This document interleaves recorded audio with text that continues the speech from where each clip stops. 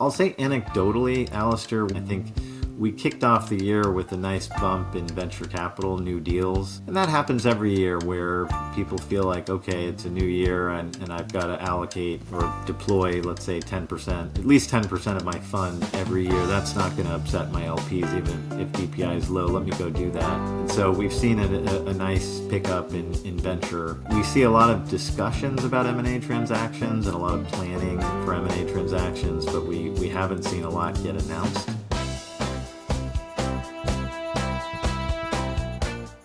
Hi everyone, this is Alistair, and thanks for tuning in to the Venture Variety Show. This week's guest is Louis Lehot, an attorney with the law firm Foley & Lardner.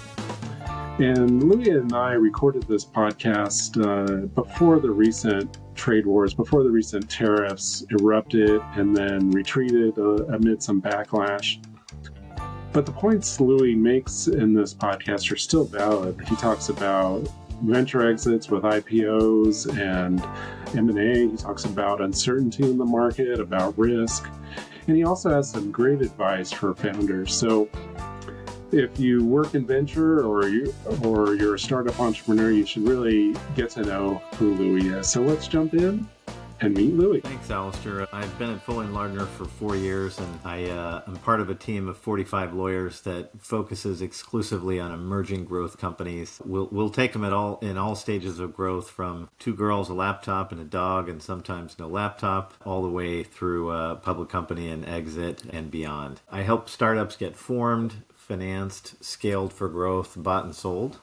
And I have a lot of fun doing it. That's great. So primarily you work with companies, but I understood too that you work with in all aspects of venture capital. You've worked with investors, yes, correct? GPs and LPs. Certainly have a lot of friends who have venture capital funds and who are raising capital, deploying capital, and hopefully returning capital to their limited partners in the near term. This word called DPI is on the tip of every tongue in Silicon Valley right now. Can you monetize an investment that should be in the money and return capital to investors so that they'll be willing to deploy new capital? And one of the issues we've been dealing with in the last 2 years, Alistair, is that the levers of the venture capital system have been gummed up because DPI, or distributed proceeds of investment, has been blocked, and that's because the IPO window has been closed. Interest rates have been on the increase and stabilizing.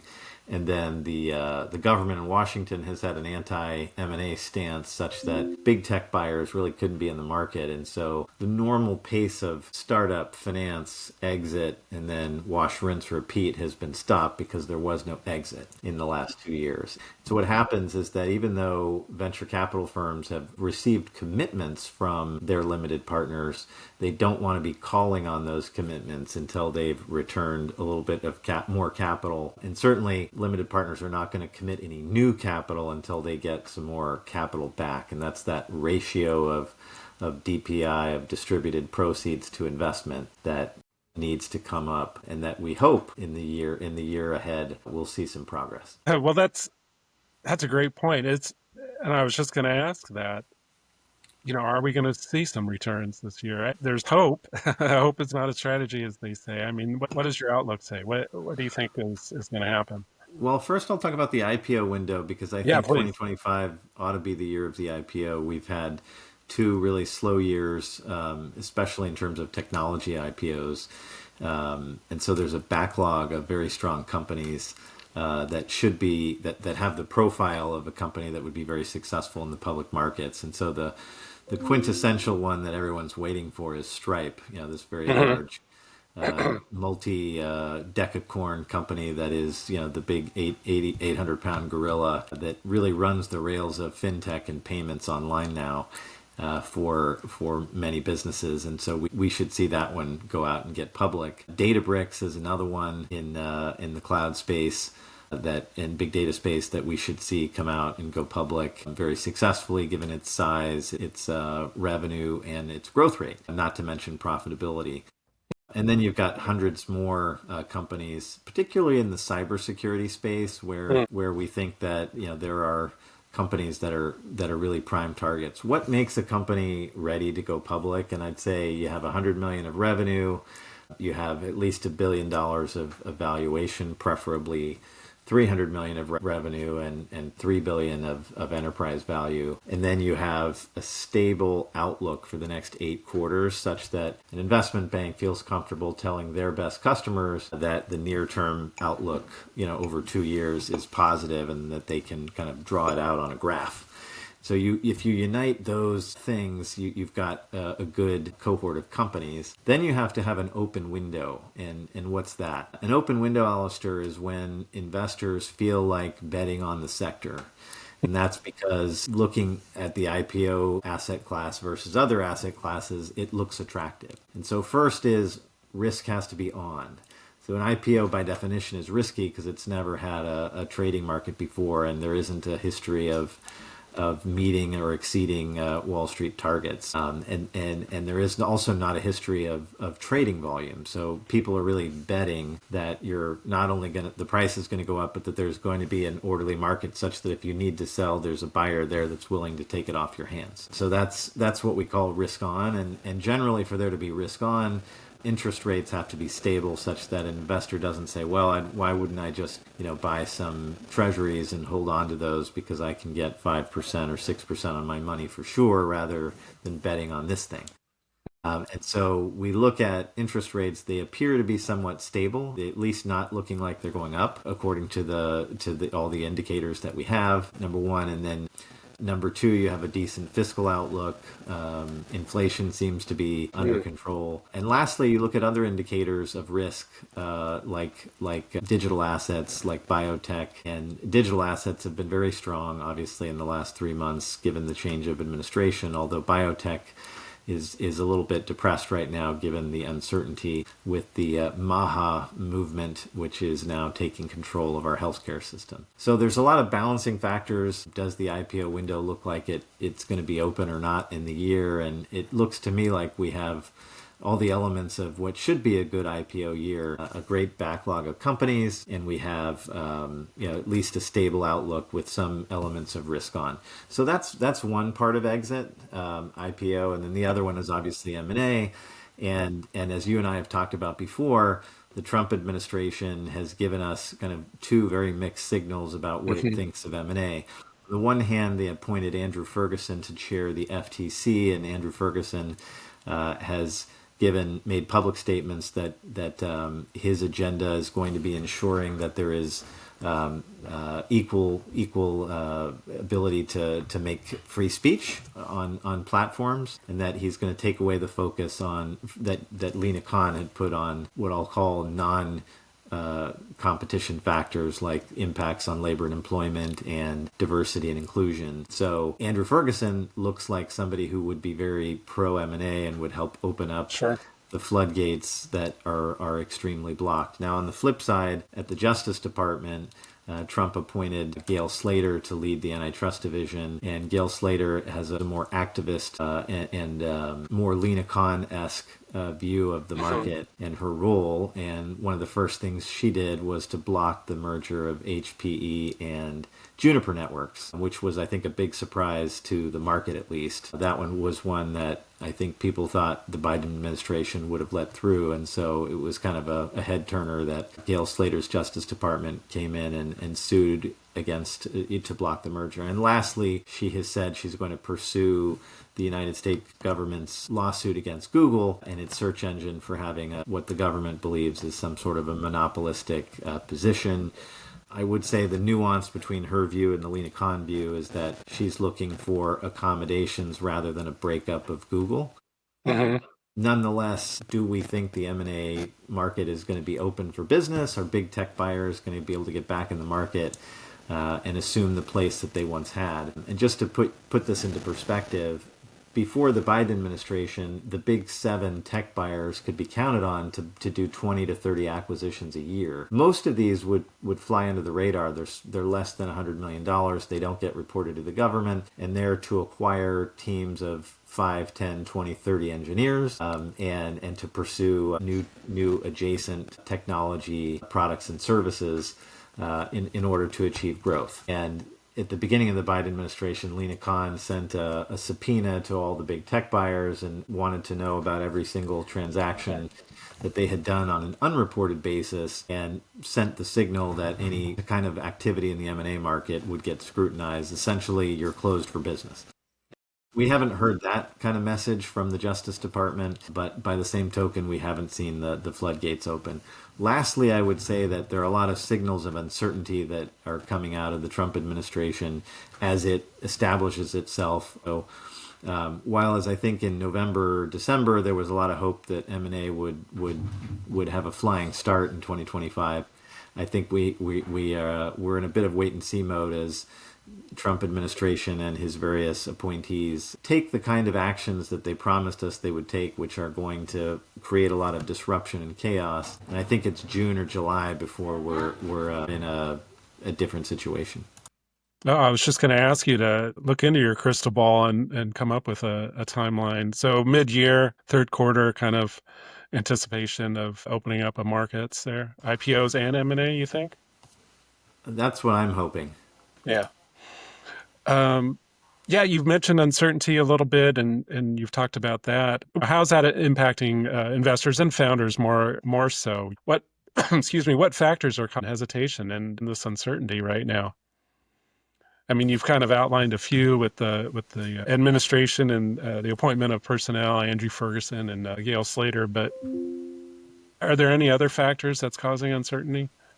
Sure. Yeah, I think that at a really macro level, you've got war going on the European continent, and you've got what looks like a very tense situation in the China Straits with Taiwan, and they of course are where most semiconductors are manufactured in the world, and where we have the deepest technology bench. You zoom in a little bit further into the U.S., and you have the Trump administration talking about implementing trade tariffs and export controls in a variety of ways against countries that we've never thought of as countries where it would be risky.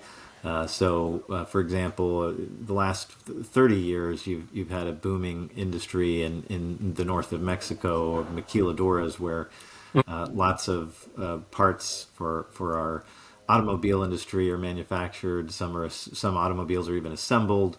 Lots of electronics parts are assembled and brought into the U.S.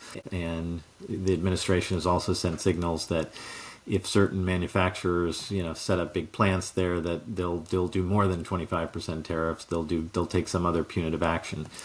And then the impact of all of these things on the greater economy is a big question mark. And so I think if you're looking to make a big bet on something, you might say, I might just hold off and wait until the dust settles and see what this looks like in June. I'll say anecdotally, Alistair, we kicked off the year with a nice bump in venture capital, new deals. And that happens every year where people feel like, okay, it's a new year and I've got to allocate or deploy, let's say 10%, at least 10% of my fund every year. That's not going to upset my LPs, even if DPI is low. Let me go do that. And so we've seen a nice pickup in venture. We see a lot of discussions about M&A transactions and a lot of planning for M&A transactions, but we haven't seen a lot get announced. And then on the IPO front, same thing, a lot of chatter, but nobody's wants to be the first. So that's kind of where we are. Yeah, you mentioned waiting for the dust to settle. Well, backing up for a moment, your expertise is across sectors, technology, healthcare, energy, whatnot.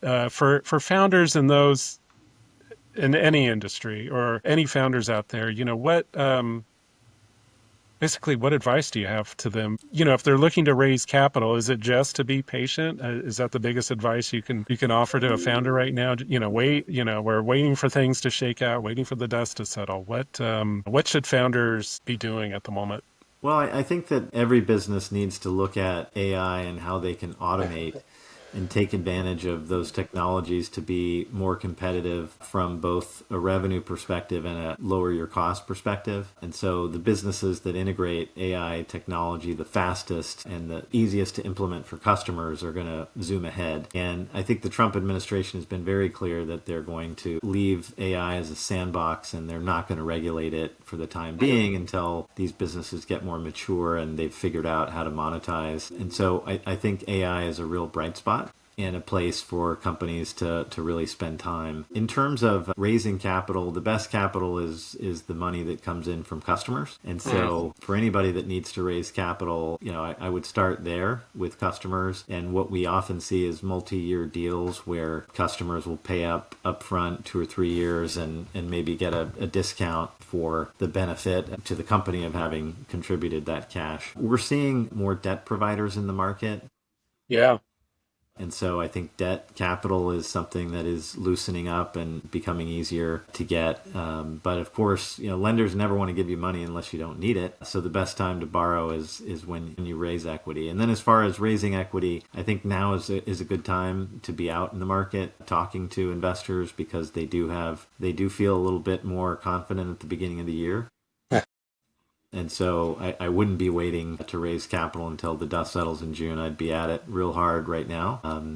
There are some other real bright spots in the tech sector. I think the creator economy continues to be a place where we see a lot of investors and entrepreneurs making new businesses that can profitably offer products in the climate change space will continue to be attractive. I think that while we're likely to see less regulation there in Washington, and so some of those businesses may not make sense, anybody that can make your business more profitable by decreasing the amount of energy you use is going to be something that's certainly useful, but not on a government subsidized basis. Well, I like that. And you mentioned debt capital.